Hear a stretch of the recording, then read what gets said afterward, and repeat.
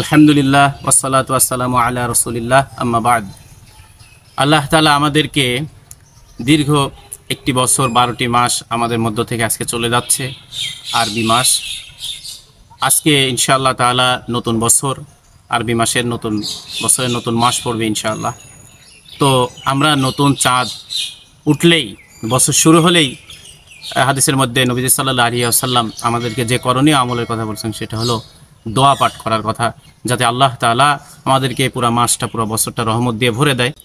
তো তাবারানি আল আওসাত কিতাবের মধ্যে যে রেওয়ায়তটা বর্ণনা করছেন যে চাঁদ উঠলেই, আমরা যখনই জানবো নতুন বছর শুরু হয়ে গেছে, মাস শুরু হয়ে গেছে, তখন আমরা এই দোয়াটা পাঠ করব। আল্লাহুম্মা আদখিলহু আলাইনা বিল আমনি ওয়াল ঈমানি ওয়াস সালামাতি ওয়াল ইসলাম ওয়া রিদওয়ানিম মিনার রহমান ওয়া জাওয়ারিম মিনাশ শাইতান। এবং আল ইসাবার মধ্যে ইবনে হাজার আসকালানী রহমতুল্লাহ আলাইহি এই দোয়াটাই একটু শর্ট করে বর্ণনা করছেন। তা আমরা যে কোনো দোয়া যেটা মুখস্থ হয় আমরা ওটা পাঠ করতে পারি। আর এই মাসটা দুইটি দিক আছে, একটা হলো মুহররম কেন্দ্রিক, একটা হলো আশুরা কেন্দ্রিক। মুহররম সম্পর্কে যেটা সূরা তাওবা, সূরা ফুরকান, আরও বিভিন্ন সূরার মধ্যে যে আল্লাহ তাআলা মাসগুলোর কথা, বছরের কথা আলোচনা করছেন, এই চারটা বিশেষ সম্মানিত মাসের মধ্যে এই মাহে মুহররম একটা।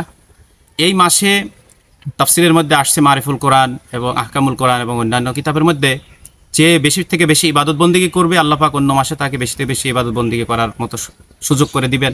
এবং যে এই মাসে বেশি বেশি গুনাহ থেকে হেফাজতে থাকার চেষ্টা করবে, অন্য মাসেও সে গুনাহ থেকে হেফাজতে থাকতে পারবে।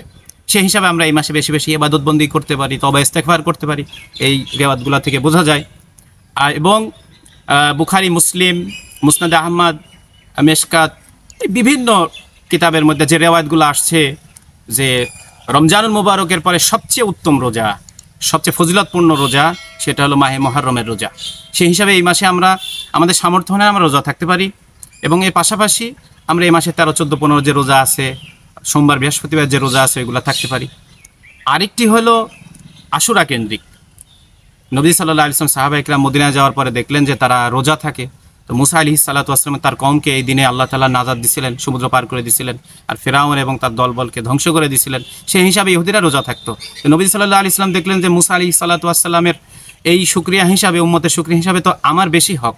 তো উনিও রোজা নিজেও রাখলেন, সাহাবা ইকরামদেরকেও রোজা থাকার জন্য নির্দেশ দিলেন। এমনকি বাচ্চারাও খেলাধুলার মধ্যে মগ্ন রাখতেন, যাতে তারাও রোজাটা সম্পূর্ণভাবে থাকতে পারে। তাহলে কত গুরুত্বপূর্ণ। বুখারীর অন্য বর্ণনা আসছে যে একদিন জানা নেই যে আজকে 10ই মুহররম, কিন্তু হঠাৎ পরের দিন সকালবেলা যখন জানতে পারলেন, তখন থেকে তারা রোজার নিয়ত করে নিছেন। সারাদিন আর তারা কোনো কিছু খান নাই। কত গুরুত্বপূর্ণ এই রোজাটা। তো হুজুর সাল্লাল্লাহু আলাইহি ওয়াসাল্লাম, মুসলিম শরীফের মধ্যে, মুসনাদ আহমদের মধ্যে রিওয়ায়াত আছে যে যেহেতু ইহুদিরা এক প্রশ্ন বুখারীর মধ্যে, সাহাবায়ে কেরাম তাকে প্রশ্ন করে বসলেন নবীজিকে যে যেহেতু তাদের সাথে সামঞ্জস্য হয়ে যাচ্ছে, সেজন্য আরেকটি রোজা তাদেরকে বেশি থাকতে বলছেন এবং নিজেও আগ্রহ প্রকাশ করছেন, আল্লাহ যদি আমাকে সামনে বছর বাঁচায় রাখে, আমি এর সাথে আরেকটি রোজা থাকবো। তো ওলামা ইকরাম সেই হিসাবে বলেন যে 10 তারিখের আগে 9 তারিখ অথবা 11 তারিখ, অর্থাৎ 9, 10 অথবা 10, 11 আমরা থাকলে তাহলে ইহুদি নাসরাদের সাথে, অমুসলিমদের সাথে আমাদের সামঞ্জস্যতা হলো না। আমরা এইভাবে আমল করব। এটাই হলো কোরআন সুন্নাহ ভিত্তিক। এবং এই দিনে আল্লাহ তাআলা অনেক কিছু ঘটনা আল্লাহ তাআলা এই দিনে ঘটাইছেন। মুসলমানদের অনেক কিছুকে আল্লাহ তাআলা নবীদেরকে সাহায্য করছেন, অনেক কিচ্ছা কাহিনী যেগুলো আছে। এর মধ্যে 4-5টা এরকম আছে সহিহ রিওয়ায়াত দ্বারা প্রমাণিত, আর অনেকগুলো আছে রিওয়ায়াত দুর্বল, কিন্তু এগুলো আমরা বিশ্বাস করতে পারি, এগুলো আমরা স্মরণ করতে পারি, আলোচনা করতে পারি। কিন্তু অনেকগুলি আছে যেগুলার রিওয়ায়াতের কোনো ভিত্তি নেই। সেজন্য আমরা এগুলার দিকে না গিয়ে আমরা আমল করে ইনশাআল্লাহ তাআলা সময়কে আমরা অতিবাহিত করব। আর এর পাশাপাশি যেগুলো আছে, যেমন এই যে খিচুড়ি কিংবা বিভিন্ন কিছু রান্না করা, এরকম বড় মজলিস করা, মিছিল করা, অথবা অন্যান্য যেগুলা এই নির্দিষ্ট রাকাতের নামাজ, বিভিন্ন যে এগুলা কোরআন সুন্নাহ ভিত্তিক না।